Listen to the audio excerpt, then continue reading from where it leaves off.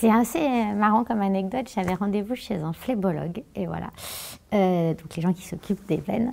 Et en discutant, il me dit « Ah, mais ça fait longtemps que je vous ai pas vu jouer, vous tournez dans quoi en ce moment ?» Je lui dis « Ah non, je suis plus comédienne, j'écris. » Il me fait « Ah, mais comme ma femme, c'est fou, en plus vous lui ressemblez un peu. Attendez, mais elle est géniale, ma femme, elle écrit plein de livres. Attendez, je vais vous donner un de ses livres. » Et je regardais ce mec en me disant « Mais il est bizarre, lui, il me parle de sa femme. » J'ai pris le livre, je l'ai mis dans mon sac et je suis sortie. Quelques jours plus tard, j'avais rendez-vous dans un café à Châtelet.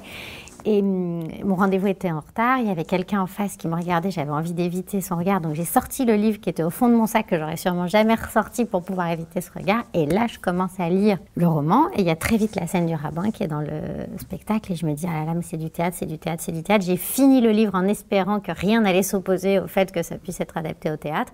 Et j'ai immédiatement rappelé le médecin pour avoir le numéro de sa femme qui m'a donné quelques jours plus tard rendez-vous dans le même café à Châtelet. Voilà. Incroyable. Pour la petite anecdote. De Abraham Jacob. Ce qui est obsessionnel un peu chez moi et qui est dans le spectacle, c'est d'être plusieurs dans sa tête et qu'on entende plusieurs voix dans sa tête. Et ça, c'était déjà présent dans tous les autres spectacles que j'ai faits. Et donc, ce qui m'a le plus touchée dans le texte, en fait, c'est cet homme qui est partagé entre deux voix, voire trois, puisqu'il y a la sienne plus les deux autres. Et voilà, ça, c'est quelque chose qui m'a toujours intéressée, qui au théâtre, en plus, qu'au théâtre, je trouve particulièrement pertinente parce que justement, on entend, on peut matérialiser des voix au cinéma, on serait obligé de se contenter de voix off.